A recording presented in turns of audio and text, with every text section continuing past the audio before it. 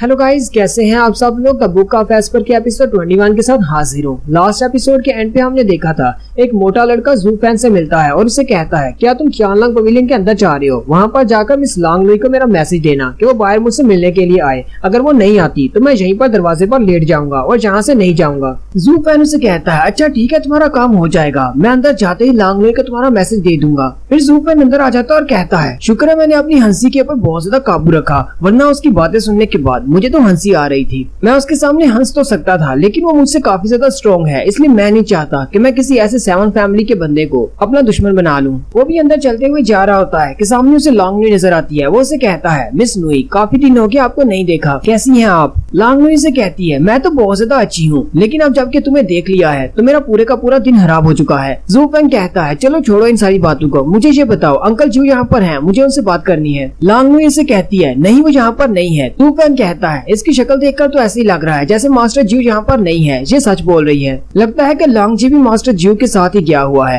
दोनों किसी काम से बाहर निकले हैं, इसलिए मुझे लगता है कि मेरे यहाँ पर आने का कोई फायदा नहीं हुआ। लेकिन साथ ही जू फैंग कहता है मेरे पास अभी भी एक मसला है जिसे हल करना है, वो मोटू लड़का अभी बाहर खड़ा है, मुझे उसके मैसेज को भी तो पहुँचाना है। जू फैंग कहता है वैसे तो वो मोटू बहुत ज्यादा स्ट्रॉन्ग है, पर मुझे उस मोटू की तवज्जो हासिल करनी है, यानी अगर मैं चाहता हूँ कि वो मेरा दोस्त बन जाए तो फिर मुझे मिस नुई को उसके सामने लेकर जाना होगा। मुझे कुछ ऐसा करना होगा कि मिस लॉन्गलुई मेरे साथ बाहर चली जाए। और साथ ही वो अपने मुंह पे हाथ रख के अपनी हंसी को रोकने की कोशिश कर रहा होता है। लॉन्गलुई से कहती है तुम्हें क्या हुआ, तुम अचानक इतना अजीब बिहेव क्यों कर रहे हो। जू फैन उसे कहता है कुछ भी नहीं। नुई से कहती है नहीं ऐसी बात नहीं है, कुछ तो है जिसकी वजह से तुम इतना ज्यादा हंस रहे हो। जू फैन कहता है असल में बात यह है कि तुम्हारे दरवाजे के बाहर एक बहुत ही हैंडसम सा लड़का खड़ा है, मुझे लगता है कि वो बहुत ज्यादा अमीर लड़का है और वो तुम्हारा इंतजार कर रहा है। यहाँ पर आने से पहले उसने मुझे कहा था कि तुम्हें एक मैसेज दे दूं कि अगर तुम उससे मिलने के लिए बाहर नहीं जाती तो वो तुम्हारे दरवाजे के सामने लेट जाएगा। साथ ही वो मिस लॉन्गलुई को कोनी मारते हुए कहता है जल्दी से बताओ कौन है वो, क्या वो तुम्हारा बॉयफ्रेंड है। लॉन्गलुई एक तो शर्मिंदा हो जाती है और साथ ही बहुत ज्यादा गुस्सा भी होती है और वो सीधी बाहर चली जाती है उस मोटू से मिलने के लिए। लॉन्गलुई गुस्से में आती ही उसे कहती है मोटू मैंने तुमसे कहा था कि यहाँ से चले जाओ, मैंने पहले ही तुम्हें रिजेक्ट कर दिया था, मैं तुमसे शादी नहीं करने वाली, फिर तुम बार बार यहाँ पर क्यों आ जाते हो। वो मोटू आगे से रोना शुरू कर देता है और उसे कहता है मिस नुई मैंने तुम्हें पहली बार तब प्रपोज किया था जब तुम 10 साल की थी, यानी कि हम दोनों ही 10 साल के थे।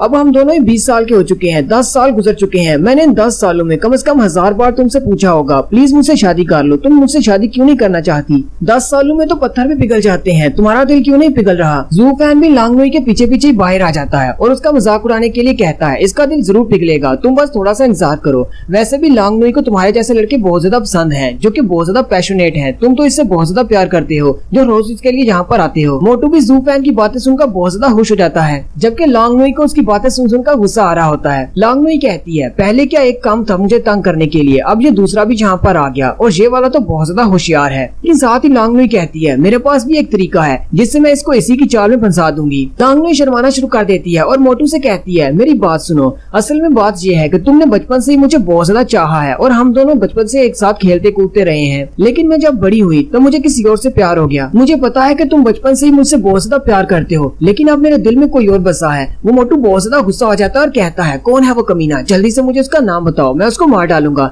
जबकि जू फैन को समझ आ रही होती है कि लगता है कि मैं फंसने वाला हूँ। लॉन्गलुई जू फैन की तरफ देखती है, वो मोटू भी घूर कर जू फैन की तरफ देखता है। जू फैन कहता है हो गया सत्यानाश, मुझे लगा ही था ये मेरा ही नाम लेगी। मोटू गुस्से के साथ जू फैन से कहता है मैं कब से यही सोच रहा था कि तुम अपनी मर्जी से qianlong पवेलियन में आ जा कैसे सकते हो, जबकि तुम्हारा ताल्लुक है ही नहीं qianlong पवेलियन वालों के साथ, इसका मतलब तुम लॉन्गलुई से प्यार करते हो। जू फैन से कहता है ब्रदर मुझे लगता है तुम्हें कोई मिसअंडरस्टैंडिंग हुई है, ऐसी कोई बात नहीं है। वो मोटू आगे बढ़ के जू फैन को कॉलर से पकड़ लेता है। जू फैन अभी भी उसे कह रहा होता है प्लीज मेरा गला छोड़ दो, ये तो सिर्फ एक गलत फहमी है, ऐसा कुछ भी नहीं है, मैं और लॉन्गलुई इस हमारे दरमियान में कुछ भी नहीं। वो मोटू फिर से रोना शुरू कर देता है और लॉन्गलुई से कहता है मुझ में ऐसा क्या बुरा है जो तुम मुझे छोड़कर इस लड़के के पीछे पड़ी हो, आखिर इस लड़के में ऐसा क्या है, तुम मेरे जैसे हैंडसम लड़के को इस बद्दे से लड़के के साथ कैसे कंपेयर कर सकती हो। लॉन्गलुई से कहती है अच्छा ठीक है बस करो, मुझे ये बताओ तुम यहाँ पर फैंगलिन सिटी में क्या करने के लिए आए हो। वैसे तो तुम्हारी इंपीरियल फैमिली तुम्हें अपने महल से बाहर नहीं निकलने देती, यहाँ पर किस काम के लिए आए हो तुम। मुझे पता है किसी जरूरी काम से ही आए होगे, इसलिए मेरे मेरे साथ अपना टाइम वेस्ट करना बंद करो और जाओ जाकर अपना जरूरी काम करो।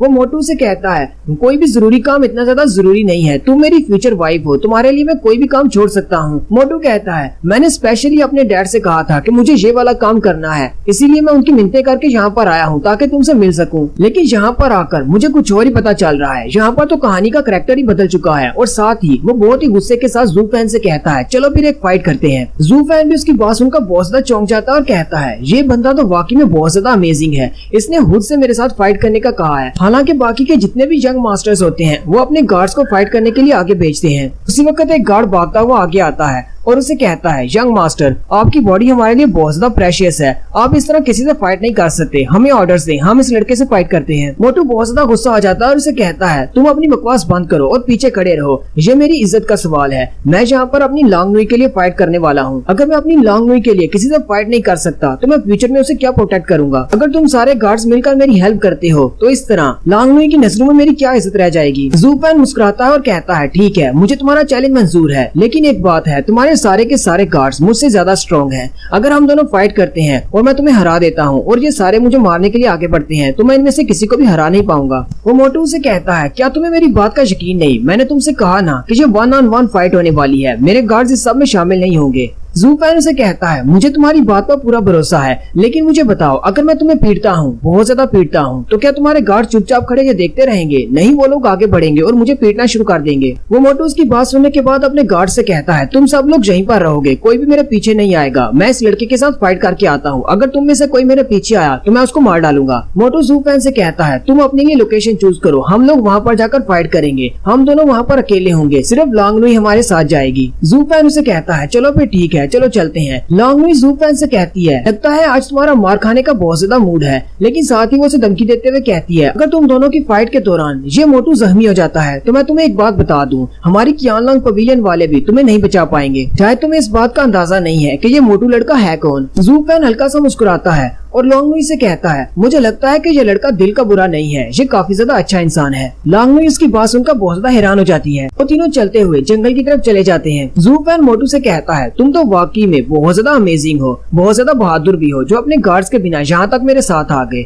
वो मोटू से कहता है मैं अपने वर्ड्स पर पूरा उतरता हूँ, मैंने तुम्हें जुबान दी थी और मैंने उसको पूरा किया, और वैसे भी ये मसला मेरे और लॉन्ग नुई के लिए बहुत ज्यादा इंपॉर्टेंट है। अगर आज मैं तुम्हें यहाँ पर हरा देता हूँ तो उसके बाद तुम कभी अपनी मुझे शक्ल मत दिखाना और लॉन्ग नुई के आसपास तो बिल्कुल भी मत दिखना मुझे। जू फैन उसे कहता है लेकिन क्या तुम वाकई में श्योर हो, कहीं मैंने यहाँ पर पहले से लोगों को छुपा कर रखा हो और वो सारे लोग मिलकर तुम्हें मार डालें। वो मोटू जल्दी से आगे बढ़ता है और अपने आसपास देखना शुरू कर देता है और कहता है यहाँ पर तो कोई भी नहीं है। इधर उधर देखने के बाद वो वापिस आ जाता है और जू फैन से कहता है अगर तुम इस तरह की गंदी ट्रिक यूज करते हो तो इसके बाद लॉन्ग नुई कभी भी तुम्हारी तरफ नहीं देखेगी, क्योंकि ये कोई फेयर स्क्वायर मैच ना हुआ। तुम्हें तो मर्दों की तरह मुझसे सामने सामने मुकाबला करना होगा। अगर कुछ लोगों को साथ मिलाकर तुम मुझे हरा भी देते हो तो भी मैं ही जीतूंगा। जू फैन उसकी बात सुनकर हंसना शुरू कर देता है और कहता है तुम तो मुझे वाकई में बहुत ज्यादा पसंद आए, तुम वाकई में बहुत ज्यादा अमेजिंग हो, चलो फिर 1-on-1 फाइट स्टार्ट करते हैं और देखते हैं कौन जीतता है। जू फैन अभी वहीं पर हंसकर बातें कर रहा होता है कि उसी वक्त वो मोटू आगे बढ़ता है और उसके चेहरे पर एक जबरदस्त पंच मारता है। जू फैन पंच खाने के बाद उस मोटू से कहता है मुझे तो लगा था कि तुम बहुत ज्यादा बहादुर हो जिस तरह की तुम बातें कर रहे थे, लेकिन तुमने तो मेरे पर स्नीक अटैक कर दिया, मेरा तो तुम्हारी तरफ ध्यान ही नहीं था। वो मोटू से कहता है ये कोई स्नीक अटैक तो नहीं था, तुमने बातों बातों में कहा कि चलो फिर मैच शुरू करते हैं और देखते हैं कौन जीता है, तो मैंने तुम पर अटैक कर दिया, तो तुम्हारी गलती है कि तुम्हारा मेरी तरफ ध्यान ही नहीं था। जू फैन भी उसकी बात सुनकर हैरान हो जाता है और कहता है मुझे तो लगा था ये मोटू बहुत ज्यादा शरीफ इंसान है, लेकिन ये तो बहुत ज्यादा होशियार है, बाहर से देखने पर ये तो बिल्कुल भी ऐसा नहीं लगता। वो मोटू जू फैन से कहता है अब क्या हुआ, क्या तुम्हें मुझसे बहुत ज्यादा डर लग रहा है, क्या तुम मुझसे फाइट नहीं करना चाहते? जितनी पावर्स तुम्हारे पास हैं, मुझे नहीं लगता कि तुम मुझसे फाइट भी कर पाओगे।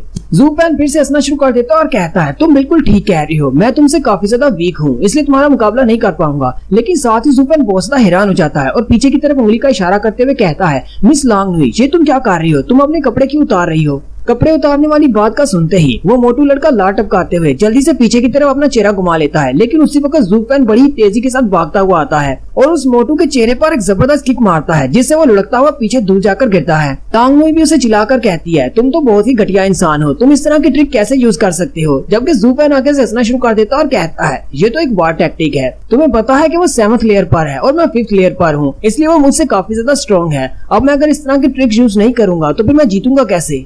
और यहीं पर हमारी एपिसोड 21 का एंड होता है। नेक्स्ट एपिसोड में हम इन दोनों की फाइट देखेंगे और साथ ही मोटू के ऊपर कुछ लोग अटैक करने के लिए भी आएंगे और ज़ू फैन उसकी जान बचाएगा।